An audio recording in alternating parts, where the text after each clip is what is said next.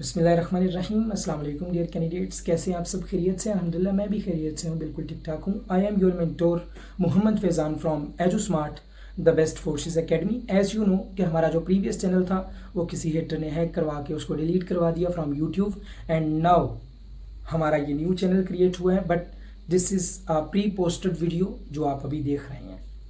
Okay, chemistry का पहला question है जी, the hybridization state of carbon atom in butene dioic acid is sp sp2 sp3 और non. तो इसका आंसर है sp3। तो कार्बन एटम की हाइब्रिडाइजेशन स्टेट जो ब्यूटेनिक एसिड में है, ब्यूटेन डायोइक एसिड में है, वो कितनी है? sp3 है। Okay, next, Which of the following is not the isomerism of pentane? कौन सा आइसोमेरिज्म नहीं है पेंटेन का? n-pentane, 2,2-dimethyl, 1-propane, 2,3-dimethyl, 1-butane, 2-methyl, 1-butane। तो इसका जो राइट आंसर है वो है 2,3-dimethyl, 1-butane। ये वो क्वेश्चन है जो मोस्ट रिपीटेड है, very important question for EFNS, armed forces nursing services. Next, the oxidation number of carbon in CH2, Cl2 and CCl4 respectively -2, -4, 2,4, 0,4, 0, -4। तो इसका जो राइट आंसर है वो 0,4 है, यानी CH2 Cl2 का में कार्बन का जो ऑक्सीडेशन नंबर है वो है 0, एंड जो CCl4 में कार्बन का है वो है 4। इस क्योंकि क्लोरीन पे माइनस चार्ज होता है तो 4 -4 और कार्बन +4 तो फिर 0 होगा।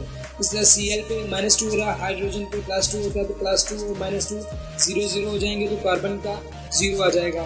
अगर आप मेरे व्हाट्सएप ग्रुप को ज्वाइन कर लेंगे तो फिर इन क्वेश्चन की इधर इंशाल्लाह पूरी अच्छी तरह से डिस्कशन होगी, क्योंकि अगर मैं इन क्वेश्चन की इधर डिस्कशन करना शुरू कर दूंगा तो फिर बहुत टाइम लग जाएगा। ओके, तो EFNS की अगर आप मुकम्मल प्रिपरेशन करनी चाहते हैं तो मेरे व्हाट्सएप ग्रुप को आपको ज्वाइन करना पड़ेगा। Next, Which of the following dissolves in ionic solvents? तो कौन सी चीज़ है, कौन सा ये कंपाउंड है जो कि आयोनिक सॉल्वेंट्स में डिजॉल्व हो जाता है?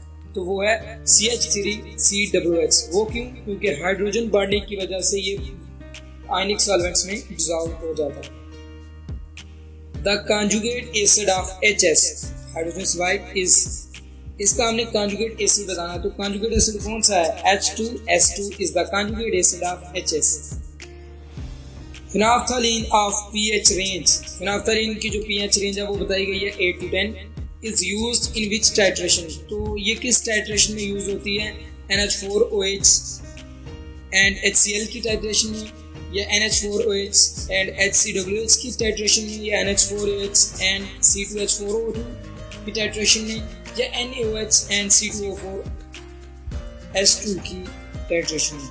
तो इसका जो राइट आंसर है वो है NaOH एंड C2H2O4 और C2O4H2, यानी कि डेल्टा ऑप्शन हमारा राइट ऑप्शन है। Which of the following is iron ore? इनमें से कौन सी आयरन की ओर है? मेलासाइट, हेर्मेटाइट, सिडराइट, गैलिमोराइट। तो जो हमारा राइट आंसर है वो है malachite is the iron ore and important iron. The molar concentration of chloride ions in the resulting solution of 300 milliliter of 3.1 molar NaCl and 200 milliliter of 4.0 molar BaCl to barium chloride is। तो इसके लिए ये थोड़ा लंबा question है, lengthy बनाया हुआ है, ये बहुत शॉर्ट जो क्वेश्चन आते हैं और ज़्यादातर जो क्वेश्चन आता है वो NaCl, HCl और H2SO4 के बारे में आते हैं। तो ये इंशाल्लाह डिस्कस करेंगे हम जब अपनी प्रिपरेशन का जो मुकम्मल मैं टॉपिक, जब मैं मोलर सोल्यूशन पे ही टॉपिक लाऊंगा तब मैं हम इसको डिस्कस करूंगा। लेकिन अभी इसका आंसर है 5.0 मोलर। अगर आपको पता है ये कैसे सॉल्व होना है तो आप कर सकती हैं, क्योंकि आपने इस टाइप के और भी क्वेश्चन सॉल्व करने हैं। Next, which of the following has least bond energy? इनमें से कौन सा वो है लीस्ट बॉन्ड एनर्जी रखता है जो मॉलिक्यूल्स है? N2 के ऊपर -2 चार्ज है, N2 के ऊपर -1 है, N2 के ऊपर +1 है, या सिर्फ नाइट्रोजन N2 का मॉलिक्यूल है? तो N2-2 है जो वो लीस्ट बॉन्ड एनर्जी रखता है। Okay, next, which has the highest bond energy? कौन सा हाईएस्ट बॉन्ड एनर्जी रखता है?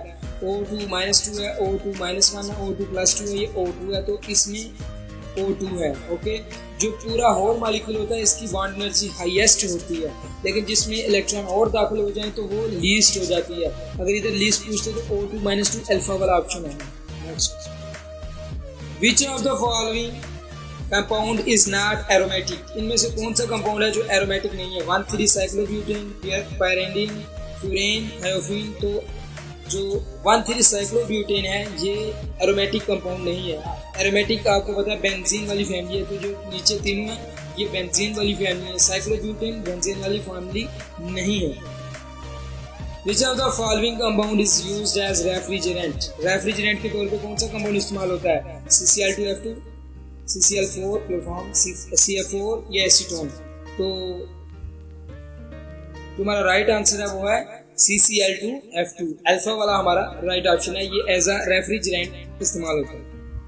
Which of the following is weak acid? C6H6, CH3- single bond C, carbon me and triple bond carbon hydrogen, CH2 double bond CH2, CH3 single bond C, triple bond C, CH3। तो इसका जो right answer है वो है CH3 single bond carbon, triple bond carbon hydrogen, beta.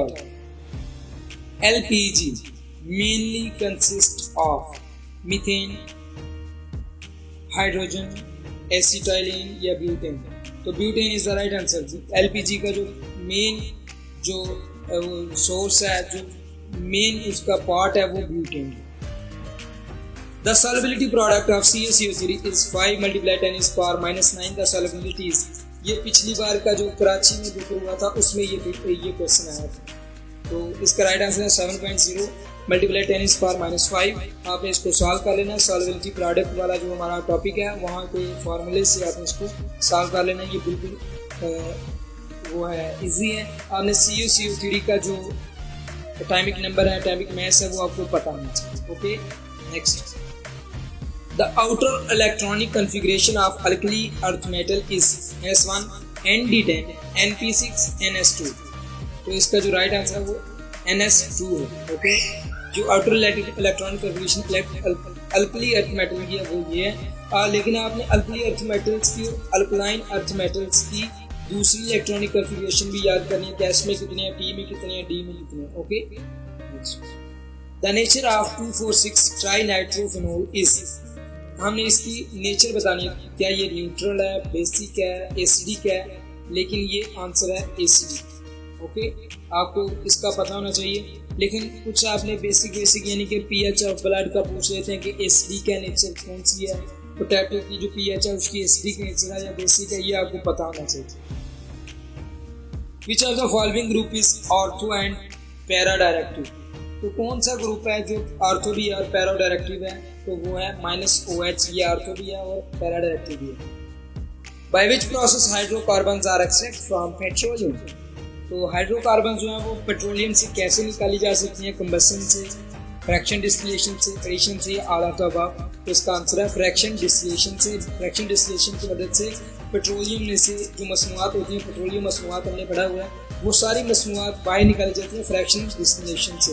आपको fraction distillation का कहाँ पे होती है, कितने इसके पार्ट्स हैं, कहाँ से होकर पेट्रोलियम गुजरती है तो ये मसनूआत हासिल होती हैं, उसके बाद इसका टेम्परेचर कितना होता है, ये आपने याद करना है। नेक्स्ट, ये हमारा लास्ट है बट नॉट द लीस्ट। एक बार आया, आइंदा भी आने की चांस है। The sample of petroleum contains 30% N-heptane, 10% 2-methyl-hexane and 60% 2,4-trimethylketones. The octane number is 60%. सही है। ये हमारी बुक में से MCQs आपने इधर से देख लेना है, क्योंकि ज़्यादातर MCQs जो FNS में आते हैं वो कहाँ से आते हैं? टेक्स्ट बुक से। जो आपने टेक्स्ट बुक लाजमी रीड आउट करनी है। और अगर आपको इस तरह की वीडियोस और चाहिए, आपको इंपॉर्टेंट क्वेश्चंस और चाहिए, और इंशाल्लाह आइंदा जो आएगी वीडियो वो फिजिक्स पे होगी, उससे अगली जो वीडियो आएगी वो किस पे होगी? वो होगी पास्ट पेपर पे जो 2019 में हुआ। वो हम इंशाल्लाह पूरा का पूरा पेपर डिस्कस करेंगे ताकि आपको पता चल सके कि टेस्ट का पैटर्न कैसा था। So keep watching and be connected with Edusmart, the best education platform.